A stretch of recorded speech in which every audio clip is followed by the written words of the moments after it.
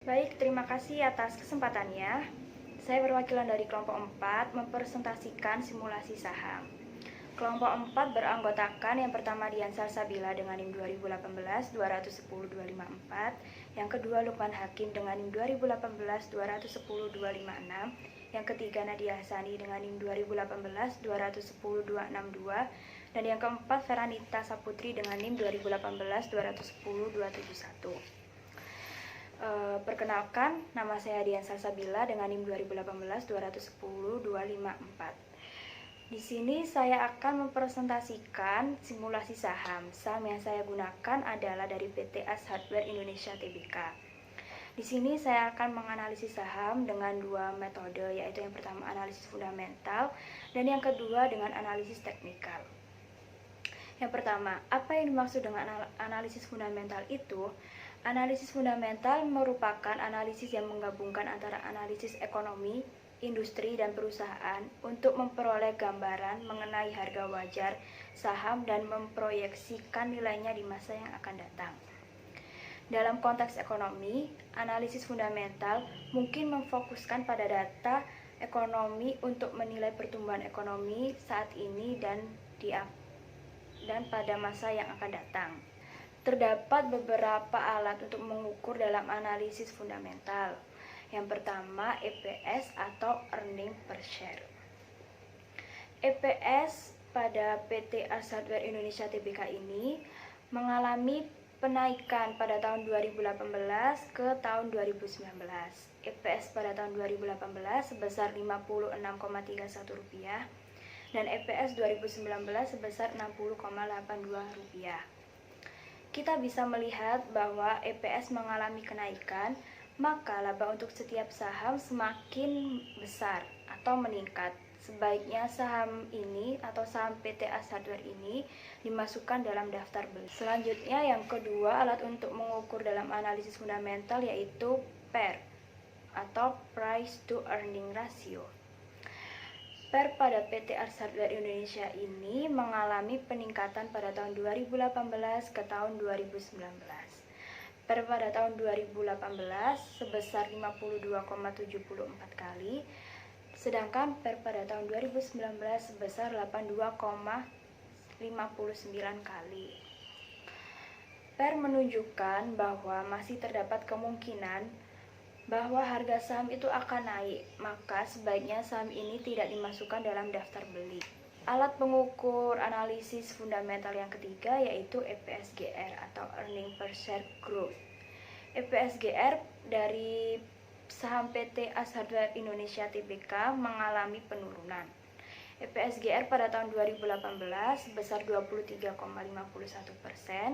sedangkan EPSGR pada tahun 2019 sebesar 8%. Penurunan EPSGR menyebabkan kenaikan pada harga saham.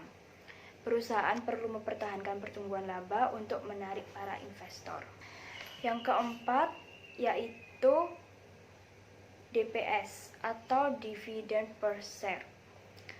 DPS pada PT AS Hardware Indonesia Tbk ini mengalami peningkatan pada tahun 2018 ke tahun 2019. DPS pada tahun 2018 sebesar Rp22,7, sedangkan DPS pada tahun 2019 sebesar Rp28,83. Dilihat dari DPS ini, saham dari PT AS Hardware Indonesia Tbk akan dapat bertahan lama. Yang kelima yaitu PER-GR atau Price Earning Ratio Growth. PER-GR pada PT AS Hardware Indonesia Tbk ini juga mengalami peningkatan pada tahun 2018 ke tahun 2019. PER-GR pada tahun 2018 sebesar 2,24, sedangkan PER-GR pada tahun 2019 sebesar 10,32. PER-GR mengalami pertumbuhan. Dari hasil PER-GR kurang dari 1, maka yang mana artinya saham tersebut layak untuk dibeli. Terus yang terakhir terdapat dividend cover dan dividend yield. Dividen cover dan dividen yield juga mengalami peningkatan pada saham PT Asardware Indonesia Tbk. Dividen cover 2018 sebesar 2,11 kali, sedangkan dividen cover 2019 sebesar 2,48 kali. Sedangkan dividen yield pada tahun 2018 sebesar 1,52% dan dividen tahun 2019 sebesar 1,93%. Dapat ditarik kesimpulan pada analisis fundamental dari saham PT Asardware Indonesia Tbk bahwa earning per share itu menunjukkan hijau karena mengalami peningkatan. Sedangkan price to earning ratio EPS-GR dan PGR dapat dikatakan merah. Dan dividen cover, DPS dan dividen yield terdapat pada hijau. Maka dapat ditarik kesimpulan bahwa saham dari PT Asardware Indonesia Tbk ini layak untuk dibeli karena saham ini mengalami kenaikan laba untuk setiap saham. Jadi laba yang dihasilkan itu semakin besar, maka saham ini layak untuk dibeli. Selanjutnya yaitu analisis teknikal. Analisis teknikal ini merupakan cara menganalisis pergerakan harga aset di pasar finansial menggunakan perangkat statistik seperti grafik dan rumus matematis. Tujuan mempelajari analisis teknikal adalah untuk investor atau trader dapat menilai kondisi pasar saat ini berdasarkan histori harga di masa lampau, sekaligus memberikan gambaran atau prediksi tentang pergerakan pasar di masa yang akan datang. Baik, selanjutnya yaitu analisis teknikal. Terdapat beberapa alat untuk mengukur analisis teknikal, yaitu yang pertama Bollinger Band. Bollinger Band memberikan batas atas dan batas bawah. Batas atas dan batas bawah ini ditetapkan dengan menggunakan standar deviasi di atas dan di bawah MA. Jika pada Bollinger Band menunjukkan sinyal beli, maka harga memotong ke atas batas bawah, sedangkan sinyal jual terbentuk apabila harga memotong ke bawah batas atas. Dapat dilihat dari grafik Bollinger Band dari saham PT Asardware Indonesia Tbk ini, dapat dilihat bahwa saham ini menunjukkan untuk sinyal jual. Selanjutnya yang kedua yaitu MACD. MACD dapat didefinisikan sebagai perbedaan antara MA pendek dan MA panjang. Selanjutnya, perbedaan dari MA ini digunakan untuk memberikan sinyal. Dalam MACD, sinyal beli apabila MA pendek memotong ke atas MA panjang di bawah garis 0. Sedangkan sinyal jual apabila MA pendek memotong ke bawah MA panjang di atas garis 0. Dapat dilihat dari grafik MACD dari saham PT Asardware Indonesia Tbk ini menunjukkan sinyal jual. Jadi dapat disimpulkan bahwa jika kita mengukur dalam analisis teknikal dari saham PT Asardware Indonesia ini menunjukkan sinyal jual, maka sebaiknya saham tersebut dijual pada waktu tertentu pada tahun 2019. Sekian presentasi dari saya, apabila ada salah kata mohon dimaafkan. Selanjutnya akan dilanjutkan oleh rekan saya. Terima kasih atas kesempatannya. Perkenalkan, nama saya Lukman Hakim Rahmawan dengan NIM 2018-2100256. Di sini saya akan mempresentasikan analisis fundamental dan analisis teknikal dari saham PT Bank BTPN Tbk. Di sini alasan saya mengambil saham PT Bank BTPN yaitu karena Bank BTPN merupakan growth company yang mana tumbuh laba dan penjualannya itu lebih cepat dibanding dengan perusahaan lain yang memiliki tingkat risiko yang sepadan. Dan juga di sini growth company biasanya menahan laba yang cukup besar untuk direinvestasikan. Selanjutnya ada portofolio saya. Nah, Di sini saya membeli saham PT Bank BTPN pada tanggal 17 bulan 9 tahun 2020 dengan harga 2.220 per lembar saham dengan jumlah 5 lot. Yang lalu saya jual kembali pada tanggal 15 bulan 12 tahun 2020 dengan harga 3.250 per lembar saham pada jumlah 5 lot. Selanjutnya di samping itu ada keseluruhan portofolio saya. Nah, dari keseluruhan portofolio ini saya mendapatkan profit yaitu sebesar 2,20%. Dan selanjutnya ada saham-saham yang pernah saya beli lainnya. Selanjutnya ada analisis fundamental. Nah, di sini analisis fundamental terdapat 7 alat dalam menganalisisnya. Yang pertama ada earning per share, kedua price to earning ratio, yang ketiga earning per share ratio, earning per share growth, selanjutnya price earning ratio growth, dan selanjutnya ada dividend per share, dividend yield, dan dividend cover. Untuk yang pertama yaitu earning per share. Untuk perhitungan earning per share ini didapatkan dari OPAT dibagi dengan rata-rata jumlah saham yang beredar.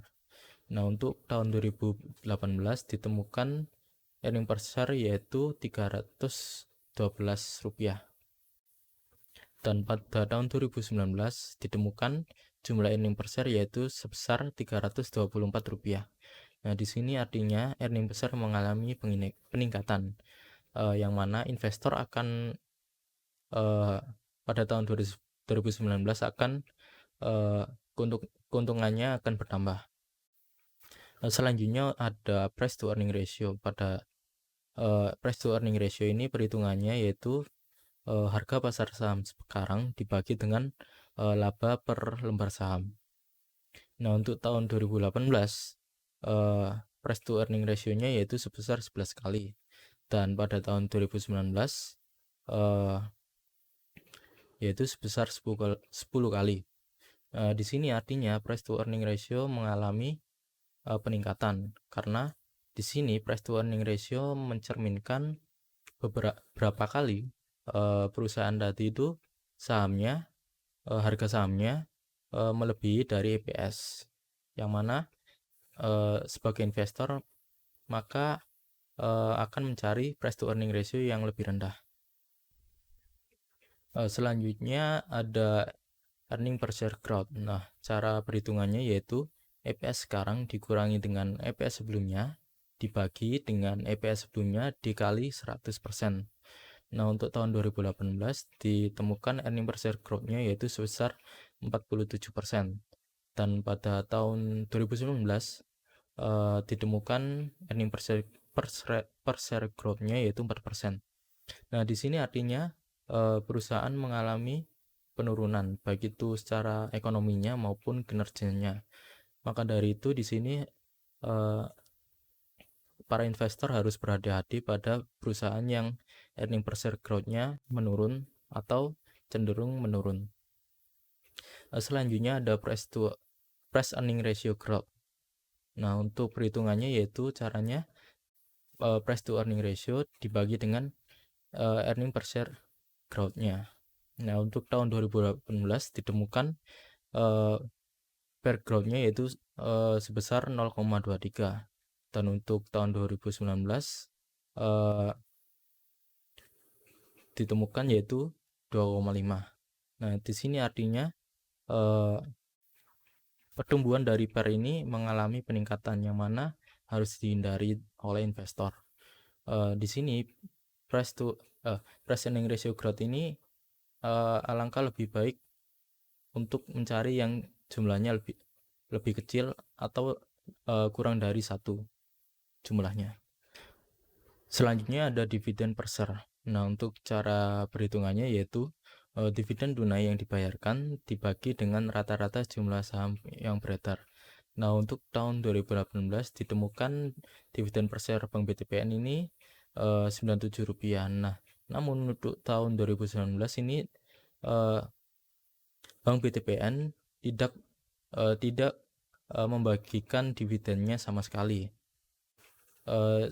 Dari info yang saya temukan itu Bank BTPN sudah beberapa kali tidak membagikan dividennya selama 1 tahun. Nah, di sini untuk investor yang mencari laba dari dividen, alangkah lebih baiknya untuk mencari dividen per share yang meningkat.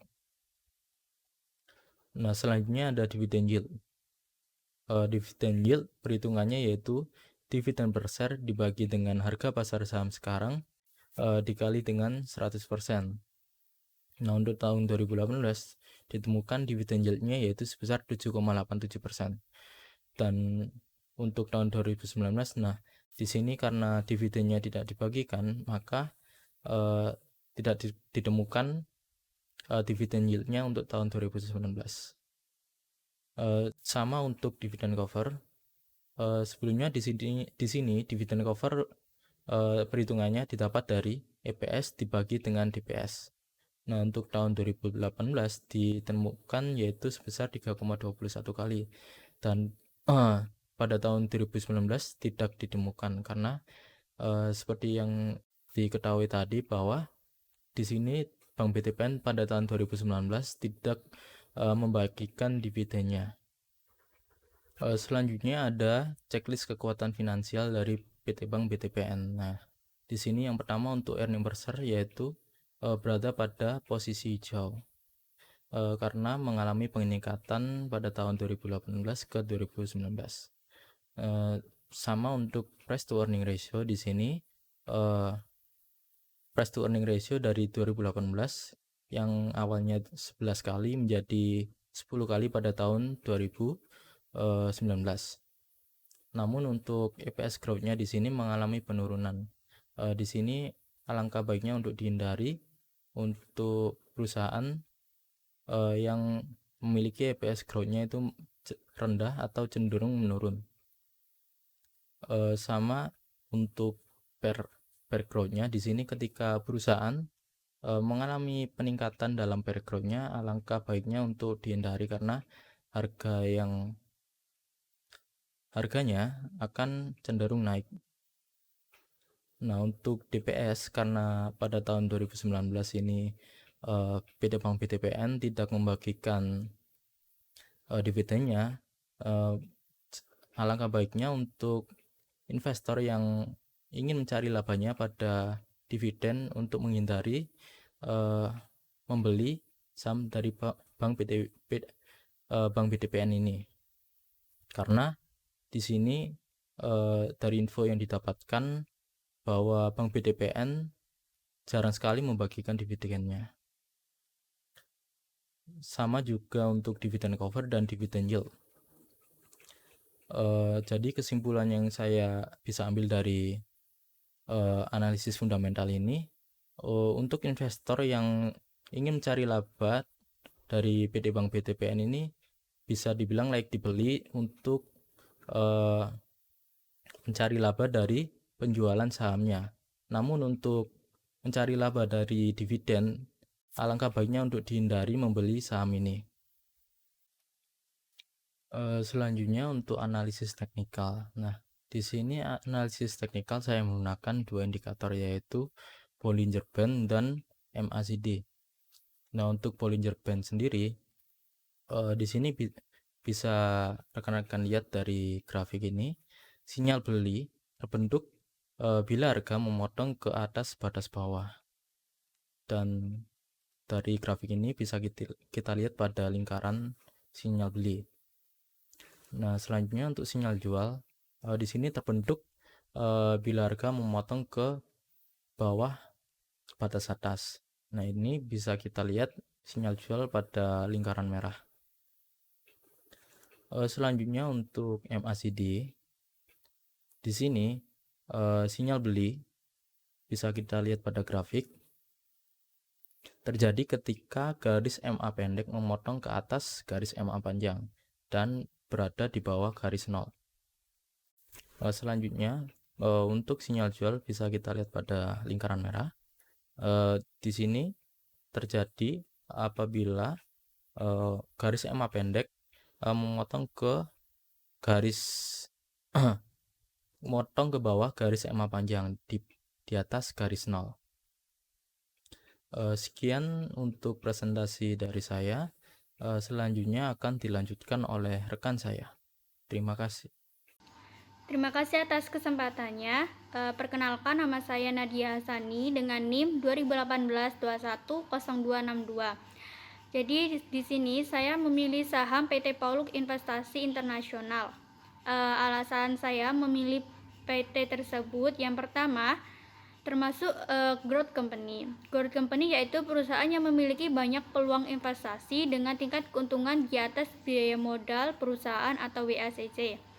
Growth company tumbuh laba dengan penjualan lebih cepat dibandingkan dengan perusahaan lain dengan tingkat resiko sepadan dan ekonomi nasional. Growth company biasanya menahan laba cukup besar. Lalu yang kedua yaitu perusahaan yang bergerak dalam bidang properti. PT Paulux Property Investasi Internasional adalah salah satu pengembang properti yang fokus eksklusif pada pengembangan properti modern. Paulux Property secara aktif terlibat dalam bisnis pengembangan proyek real estate kelas atas dengan tujuan utama menciptakan rumah yang mencerminkan filosofi kehidupan mewah dan modern. Yang ketiga itu mendapatkan penghargaan. PT Paulux Property Investasi Internasional telah sukses melakukan ekspansi ke sejumlah negara Asia Tenggara. Kepercayaan yang telah berhasil dibangun oleh PT ini terlihat dari besarnya investor yang menanam investasi di setiap proyek pembangunan, serta penghargaan yang berhasil diraih yaitu sebagai salah satu pengembang properti terbaik di Indonesia versi BCI Asia pada tahun 2015, 2017, dan 2018, di mana penghargaan tersebut adalah penghargaan yang diberikan kepada pengembang yang memiliki kinerja bisnis yang baik. Dilihat dari sisi ekspansi bisnis, pengembangan grand property, dan nilai aggregate bisnis. Dalam hal ini memicu investor untuk lebih percaya dan yakin untuk menanam saham pada PT Pauluk Investasi Internasional tersebut. Lalu dapat dilihat dari gambar yang tertera pada My Portfolio, di mana modal awal sebesar 100 juta dan sudah melakukan beberapa transaksi yang tertera pada gambar bisa dilihat. Lalu saya menganalisis PT Pauluk Investasi Internasional dan membeli PT tersebut, di mana saya membelinya dengan 5 lot, di mana per lotnya 840 sehingga menjadi 420.000. Selanjutnya yaitu analisis fundamental. Analisis ini bisa dilihat di IDX, lalu melihat laporan keuangan untuk PT Pauluk Investasi Internasional pada tahun 2018 dan 2019. Yang pertama yaitu ada EPS atau earning per share. EPS 2019 sebesar 29,21, EPS 2018 yaitu sebesar 8,82. Pada EPS dapat disimpulkan EPS 2019 mengalami kenaikan dibandingkan tahun sebelumnya. Lalu yang kedua yaitu ada PER atau price to earning ratio. Untuk mencari PER yaitu harga pasar saham sekarang dibagi dengan laba per lembar saham. Untuk per 2019 yaitu 1490 dibagi dengan 29,21 sama dengan 51 kali. Untuk per 2018 yaitu 990 dibagi 8,82 sama dengan 112 kali. Lalu pada per ini dapat disimpulkan pada tahun 2019 mengalami penurunan. Hal ini cukup baik karena harga pasar lebih rendah dibandingkan tahun sebelumnya. Hal ini dapat menarik investor untuk menanam saham pada PT tersebut. Lalu di sini ada EPSGR.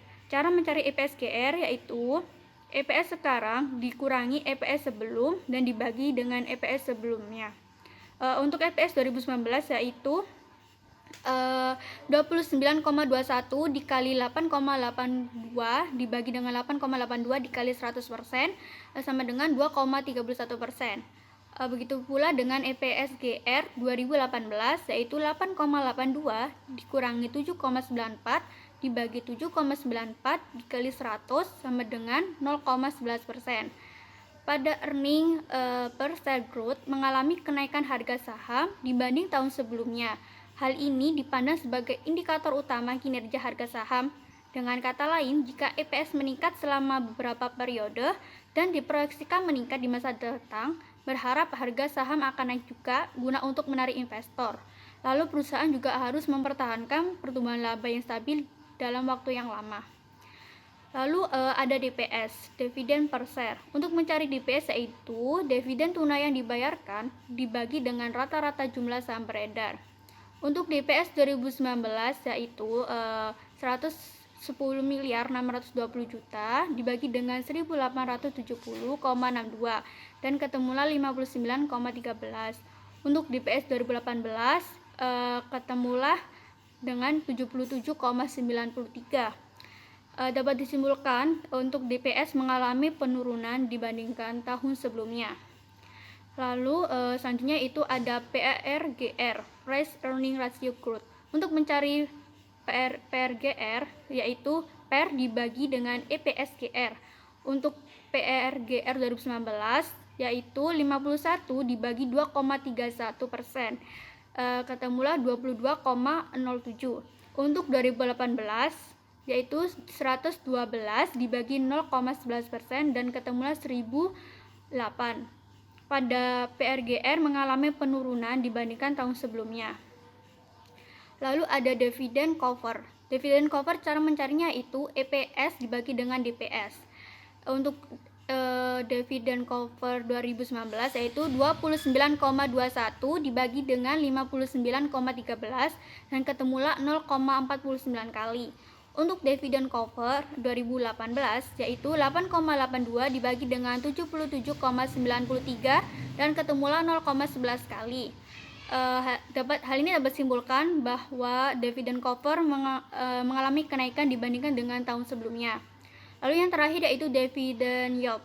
Dividen yield cara mencarinya yaitu DPS dibagi dengan harga pasar saham sekarang dikali dengan 100%. Dividen yield 2019 yaitu 59,13 dibagi 1490 dikali 100% sama dengan 3,96. Begitu pula dengan dividen yield 2008 yaitu 77,93 dibagi dengan 990 dikali 100% sama dengan 7,87%. Lalu di sini terdapat tabel checklist kekuatan finansial PT Pauluk Investasi Internasional.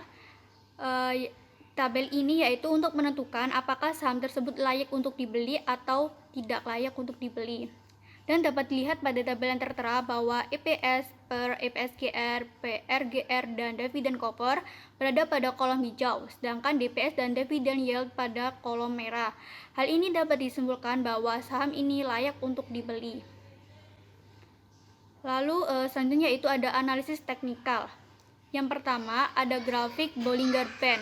Dapat dilihat dari grafik tersebut di mana lingkaran merah yaitu menandakan sinyal beli yang terbentuk jika garis harga saham memotong ke atas pada garis batas bawah. Lingkaran ungu yaitu sinyal jual terbentuk jika garis harga saham memotong ke bawah pada garis batas atas. Lalu untuk indikator yang kedua yaitu grafik MACD. Dapat dilihat grafik yang tertera di mana lingkaran biru menandakan sinyal beli yang terjadi ketika garis biru memotong ke atas garis merah pada garis batas bawah. Sedangkan lingkaran oranye yaitu sinyal jual terjadi ketika garis biru memotong ke bawah garis merah pada batas atas. Lalu kesimpulannya, pada batas bawah support level di mana menandakan bahwa sebagian besar investor percaya bahwa harga saham akan naik. Ketika membeli saham harga tersebut, harga saham rendah diharapkan harga saham tersebut akan naik. Sedangkan ketika harga menyentuh batas atas, sebagian investor percaya bahwa harga akan turun. Hal ini banyak investor yang menjual sahamnya dikarenakan harga terus turun dan bila tidak segera dijual, maka menyebabkan kerugian. Sekian dari saya. Terima kasih.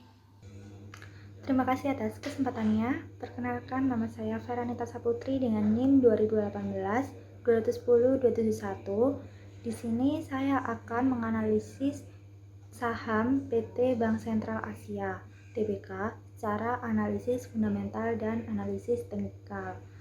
Nah, di dalam analisis fundamental ini terdapat 6 alat analisis fundamental. Yang pertama ada EPS, yang kedua ada PER, yang ketiga ada EPS-GR, yang keempat ada PER-GR, yang kelima ada DPS, dan yang terakhir ada dividend cover dan dividend yield.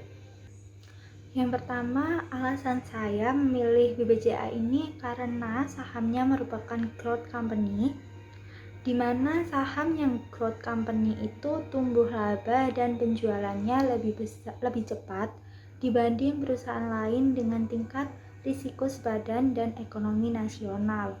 Dan yang kedua, perusahaan ini bergerak di sektor perbankan.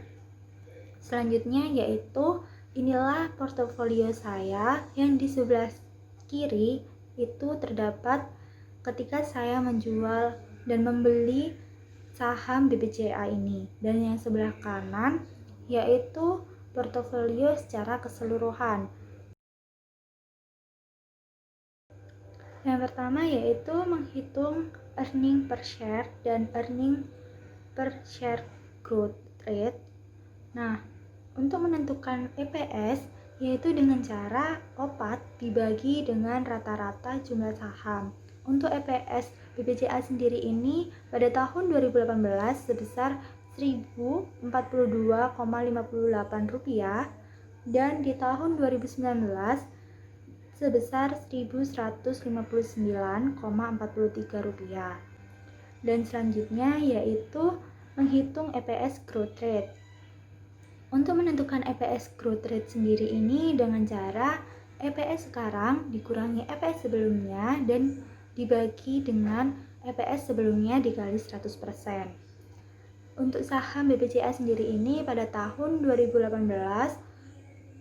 itu sebesar 9,53% dan di tahun 2019 sebesar 11,21%. Nah, dapat disimpulkan bahwa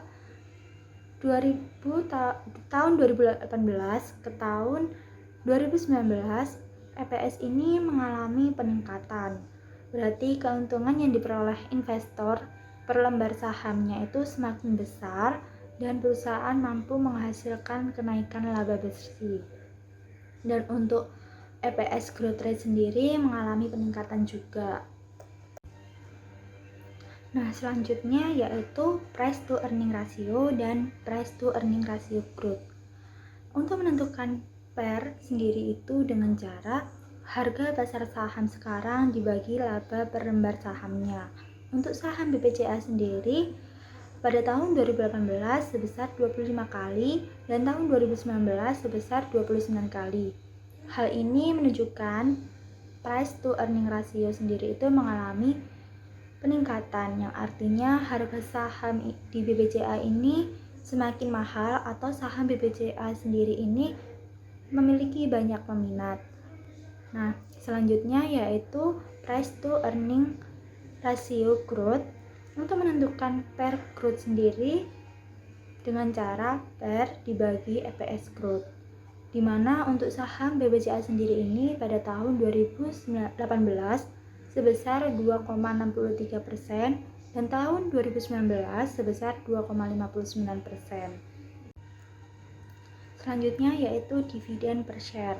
Nah, untuk menentukan dividen per share sendiri dengan cara dividen tunai yang dibayarkan dibagi dengan rata-rata jumlah lembar saham beredar.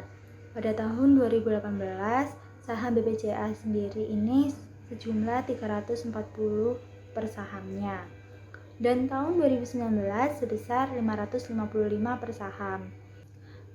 Nah, selanjutnya yaitu dividend yield dan dividend cover.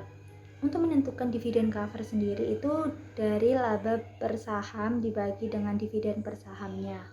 Untuk saham BBCA sendiri pada tahun 2018 sebesar 3,06 kali dan tahun 2019 sebesar 2,08 kali. Yang artinya dividen cover ini mengalami penurunan dan mempengaruhi kemampuan perusahaan membayar dividennya. Dan yang terakhir yaitu menentukan dividen yield. Cara menentukan dividen yield sendiri itu dengan cara DPS dibagi dengan harga pasar saham sekarang. Untuk tahun 2018 saham BBCA sendiri sebesar 1,3% dan tahun 2019 sebesar 1,7%, menunjukkan bahwa peningkatan di mana dividen yield sendiri ini merupakan tingkat keuntungan yang diharapkan atas investasi. Nah, untuk kesimpulannya sendiri yaitu pada kolom hijau terdapat EPS, EPSGR, PRGR, DPS, dan dividen yield. Dan untuk di kolom merah sendiri itu PER dan dividen cover, menunjukkan bahwa saham ini itu layak dibeli. Nah, yang terakhir saya akan menganalisis saham BBCA ini dengan analisis teknikal. Nah, di dalam analisis teknikal ini terdapat 4 indikator. Yang pertama Bollinger Band, yang kedua MACD, yang ketiga RSI, dan yang terakhir ada SO. Tetapi saya hanya memilih 2 indikator, yaitu indikator Bollinger Band dan indikator MACD. Yang pertama yaitu Bollinger Band, di mana dapat dikatakan sinyal beli itu ketika harga saham memotong ke atas batas bawah, dan untuk sinyal jual itu ketika harga saham memotong ke bawah batas atas. Yang kedua MACD, dapat dikatakan sinyal beli ketika garis biru memotong ke atas garis merah pada bagian bawah dan di bawah garis 0. Sinyal jual ketika garis biru memotong ke bawah garis merah pada bagian atas dan di atas garis 0. Dapat disimpulkan bahwa sinyal beli terjadi ketika harga saham memotong ke atas batas bawah dan sinyal jual ketika harga saham memotong ke bawah batas atas. Pada batas bawah ini menunjukkan bahwa sebagian besar investor percaya harga saham akan mengalami peningkatan ketika mereka membeli saham tersebut, karena ketika investor membeli, harga saham itu masih bernilai rendah dan dapat dipastikan akan mengalami peningkatan. Maka dari itu investor berlomba-lomba untuk membeli saham itu.